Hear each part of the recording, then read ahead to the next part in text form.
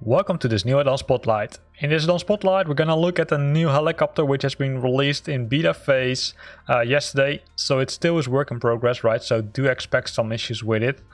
It uses the AirlandFS app, so you need to make sure that you have the AirlandFS app installed. If you don't know how to do it, have a look at my channel because there are some multiple videos about it, how you can use it and how you can load the correct profile.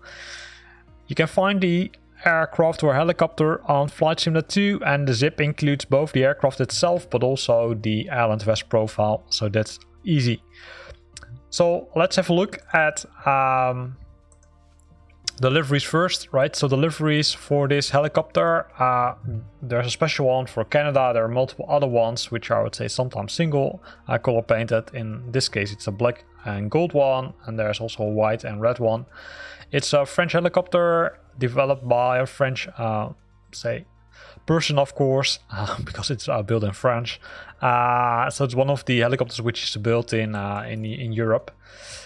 Looking at the weight and balance, you've got multiple options. You have the pilot and the co-pilot, but you also have floats, and those floats are inflatable. I'll show you in a few minutes which button you can use for that, and you can set the empty center of gravity position, although this still shows the airplane. I do expect that when Asobo officially supports helicopters, it will change. The failures, multiple failures, right? The cylinders are not working, oil system issues, fire, and also the fuel pumps. And we've got some customizations, which are, I would say, the default ones as you would expect in Flight Simulator. So let's go and let's, I would say, park the helicopter on the runway and then have a look at it. As mentioned, right, the helicopter is built by a Frenchman. There are only 2 passenger seats, or it's a 2-seated helicopter, that's the better word, right? So you can only have 2 persons in the helicopter, not more than that. So let's see if we can figure out how it flies or how it looks like. I'm not sure if we're gonna fly with it, but that depends how much time we have, and also if we can get it started. If we can't get it started, which is, I would say, pretty high chance in some cases, then have a look or keep an eye on my channel, I should say, because then I will post a video about that in the near future. You can see in this case the helicopter has already started, which is good. So if you are facing issues starting the helicopter, then you can always start it on a runway, because it will make sure that you, I would say, are ready to go. So here's the helicopter, right? We can already see the pilot and co-pilot sitting close together. We can see the strobe lights. We can see the rotors are already running.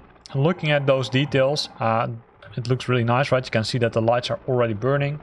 If I would go here, then you can see that the detail of the rotor is, I would say, really nice. Going inside the cockpit. It's a small one, so let's go in using this view.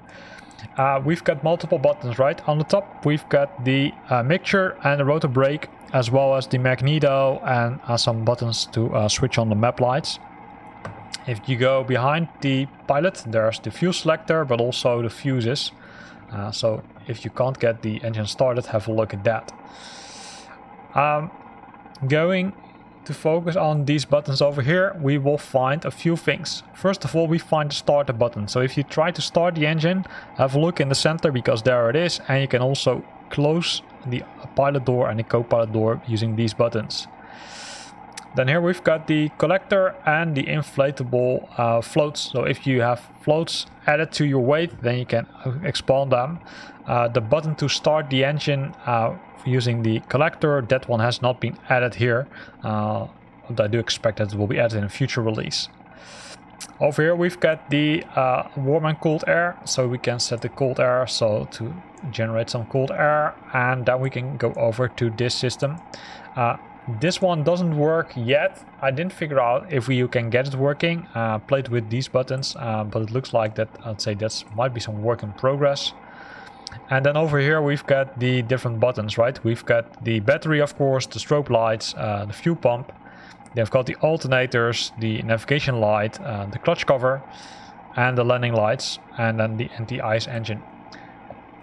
In the center, we've got multiple, I would say, gauges for the speed, the vertical speed, the altitude, the the visible horizon, right, or the vertical horizon, and then we've got the compass over here. On this screen, you can set the brightness by using these buttons, although this one doesn't work yet. And there's the light button, which also does work, but you can also switch it on and off, which will show you also the power and the RPMs, and keeps an eye on the temperature for both the oil and the exhaustion temperature. And then some warning lights over here, which will help you identifying if something goes good or bad. The yoke has 2 buttons, but there's no function yet for that, so I'll say that's probably work in progress. So before going airborne, it's I'd say really important that you start AirlandFS and would say load the cord profile. If you want to know how AirlandFS works, then have a look at my channel because there are multiple videos about how to do that.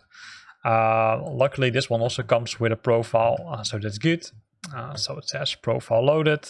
So let's go back to the helicopter. Let's reset the view, and then let's see if we can get it airborne. We can slowly increase the power.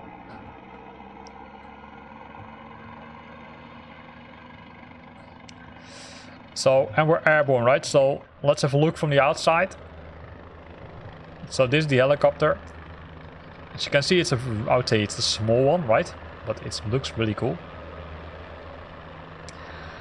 And it's still being on development, right? So if you figure out that something doesn't work, don't start to complain directly, but simply let the developers know which issue you encountered and then how they can fix it.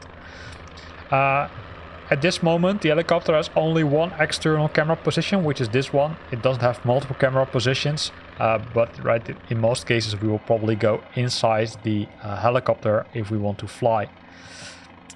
Focusing on the screens, right, you can see that the RPMs and the power simply increases, right? If we would go even further, we can see that the RPMs are even further increasing. We can see that the vertical speed now shows it nicely, and we can also see the altitude gauges reacting, right? So every gauge works, that's good. There's one button here, I'm not sure where it's used for, but I do expect it's on the radio or something, but that will probably start to work in the near future. Also for these displays, I will hope that they will work in the future, because I didn't get them working.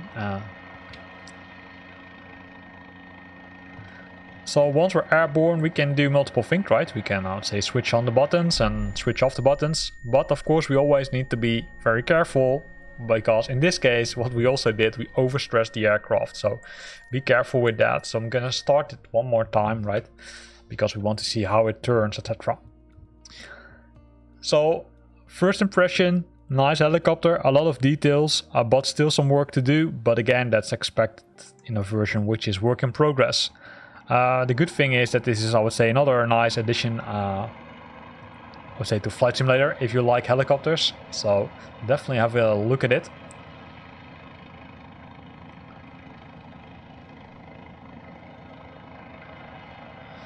So we're taking off from the same airport, right? You can see it flies nicely. It also turns, I would say, pretty easily.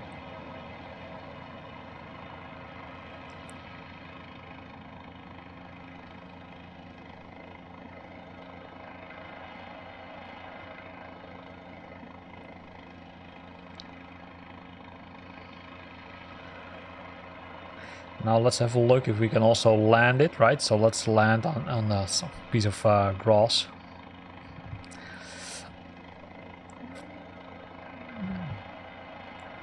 To do that, we're gonna simply decrease or release the throttle. Be careful with that, because that will push the aircraft or the helicopter maximum back. So keep an eye on that. And then we're gonna decrease the throttle. Once decreasing the throttle, you will see that the vertical speed will go way down, right? So always be careful with that, because if you're, let's say, decreasing your speed too much, then your aircraft won't survive. Also, what you see here is that if you use that different, I would say, warning lights are now illuminating.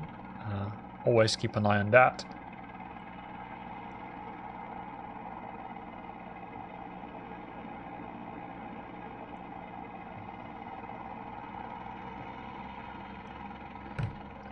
So let's see if we can put it on the ground. Whoa. See, I need to practice a lot more, and you can see that if you're decreasing the speed too much, that it will start to, let's say, act a little bit different than you hope it would.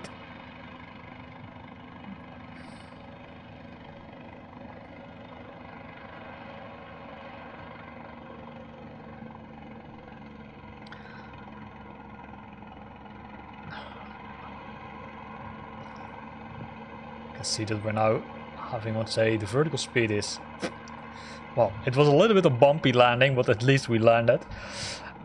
So you can see that the aircraft flies, right? There's still some work to do. If you also look at the, I would say, gouges, right? You can see that this one is a different, I would say, font or something, and these ones are looking much sharper compared to the other ones, but maybe they will fix it in the future. So in this video we looked at, I would say, this nice helicopter. Here ends this video also. So I hope you liked it. If you want to give the helicopter a try yourself, then have a look at the download link in the description of this video. Again, here ends the video. Hope you liked it. If you liked it, then hit the like button. If you want to be updated about new videos I'm creating, then make sure that you're subscribing to my channel. And if you've got questions or tips about this video, then use the comment box below this video. Thanks for watching, and see you next time.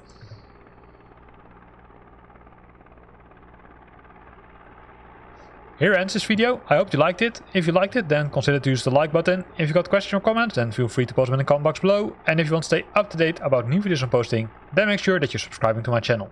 Thanks for watching, and see you next time.